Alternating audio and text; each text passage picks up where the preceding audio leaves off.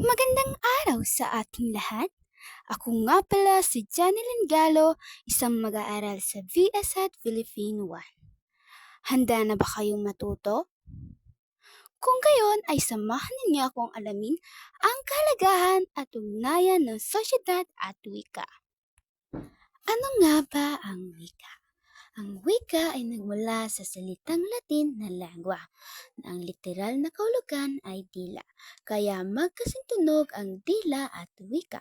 Ito ay simbolong salita ng mga kaisipan, saloobin, bihikulo o paraan ng paghahatid ng ideya, opinyon, pananaw, lohika o mga kabatirang ginagawa sa proseso na maaring pagsulat o pagsasalita.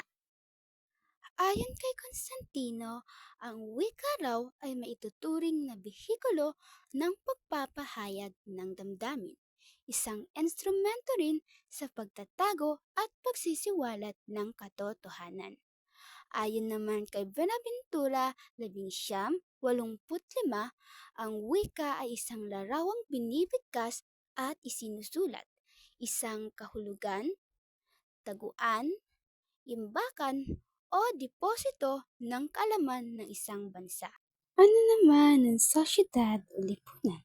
Ang sosyedad o lipunan ay tumutukoy sa mga taong sama-samang naninirahan sa isang organisadong komunidad na may iisang batas, tradisyon at pagpapahalaga. Ngayon naman ay samahan ninyo akong alamin ang ilan sa mga halimbawa na nagpapakita ng kaugnayan at kahalagahan ng wika sa ating lipunan. Ang ebolusyon ng wika ay isang patuloy na proseso mula sa sinaunang panahon hanggang sa kasalukuyan. Makikita ang pagbabago sa ating mga salita at gramatika. Ang paggamit ng mga bagong salita na kagaya na lamang ng mga salita ng mga Gen Z ay isang halimbawa ng patuloy na pag-angkop at pag-unlad ng ating wika. At isa rin dito ay ang ginagamit nating salita bilang ating ekspresyon na nagpapahayag sa lipunang ating kinabibilangan. Ratings ng mga salita na madalas ginagamit ng Gen Z. Let's go. Be. Parang droga yan. Lahat na nasasabihan ko ng be, pati nanay ko be. Charis, 10/10. Madalas ko siyang gamitin. For today's video, bias ko yan. Kasi lagi nang ginagawa kapag kami gagawin ko lang. Huy, hindi ka gaganyan for today's video. Deserve. Kasi minsan, imbis na kaawaan tayo, sinasabihan tayo ng deserve. Yarn, 5/10. Kasi hindi ko na ma-pronounce ng tama kapag nagbabasa ako ng needed yarn. Yarn dapat diba? Kasi ganda yarn. Vebs, tsaka harurut. Kasalanan mo to, Quindura. 10/10. Korik. Ayan, lagi ko narinig sa mga kaibigan ko. 10/10. Madam. Madam na ang tawag, hindi na best, hindi na BFF, madam na. Number 1. Ay nako. It means, oh my gosh. Number 2. Sus Mariosip. It is an expression used when you're frustrated. Number 3. Diba? Diba is also like, right? Number 4. Nosebleed. So nosebleed is an expression when a Filipino is talking to a foreigner because, a Filipino talks English and it's a struggle, it's a challenge. So an expression is nosebleed. Number 5. Nick. It is an expression just like yikes. Sa pamamagitan din ng wika ay naibabahagi natin ang ating karanasan at pananaw sa kapwa na nagtataguyod ng pagkikipag-ugnayan at pagkakaunawaan sa lipunan. Ang kakayahang makipagtalastasan ay hindi lamang nagpapayaman sa ating mga individual na buhay, kundi mahalaga rin ito sa pagbuo ng isang maunlad at maayos na komunidad.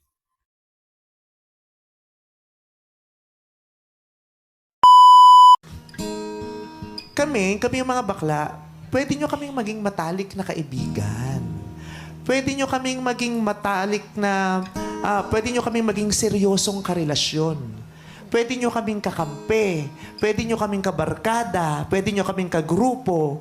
Diba? Pero hindi mangyayari yon kung ang intensyon nyo lang, hut-hutan kami. Diba? Bukod sa kaya naming ibigay ng mga regalo, may mas malaki kaming kayang ibigay. Yun yung puso namin para maging kapamilya nyo, kagrupo nyo, kaibigan nyo, kapartner nyo sa buhay, asawa ninyo, boyfriend, girlfriend nyo, at best friend ninyo. At eventually, sana maraming makarealize yun na bukod sa regalo, this person is more than these material things. Bukod sa binibigay niyang regalo, yung puso niya maganda at yun palang sapat na para maging kaibigan ko siya. Nagagamit din natin ang wika hindi lang sa pagsasalita, ngunit maging sa pagsusulat ng mga matatalinghagang salita sa pagpapahayag ng ating mga damdamin.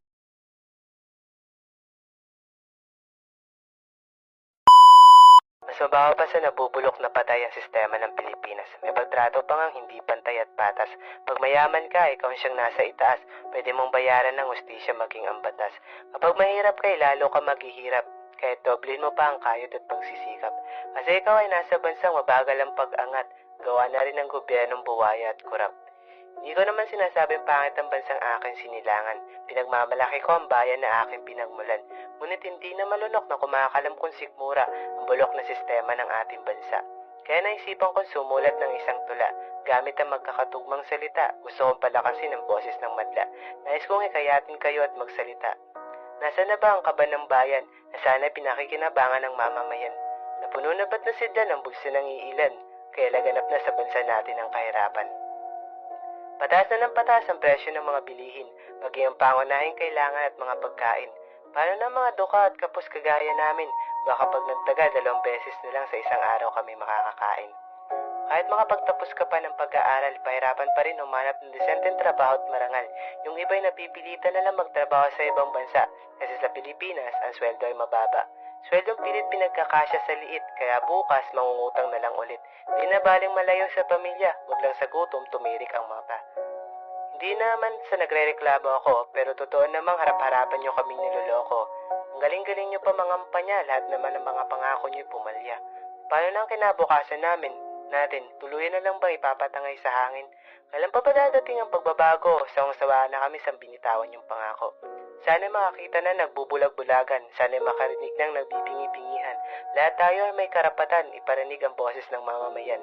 Kaya isang paalala ang aking iiwan, sana inyong matandaan sa dadating na halalan.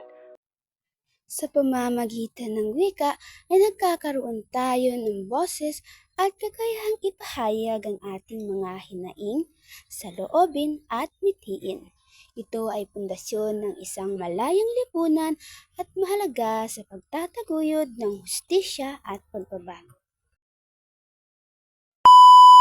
Lamang ng halos 1 linggo na pagkilos ng mga driver at operator laban sa bugos at tuwan ng modernization program na itinutulak ng administrasyon. Sigurado sa pagkakaisa natin, makakamit din natin ang tagumpay. Ang wika ay salamin ng ating kultura, buhay ng ating bansa at identidad natin. Bilang bahagi ng lipunan kung saan tayo ay nabubuklod at nagkakaunawaan batay sa lipunang ating kinabibilangan.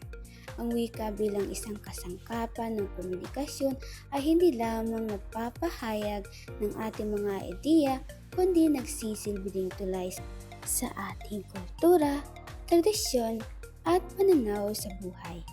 Ang wika ay mayroong malaking papel sa ating lipunan kung saan makikita ang koneksyon nito sa ating pang-araw-araw na pakikipag-ugnayan natin sa ating kapwa, pati na rin sa ating pag-unawa at pagpapahalaga sa iba't ibang kultura at pananaw.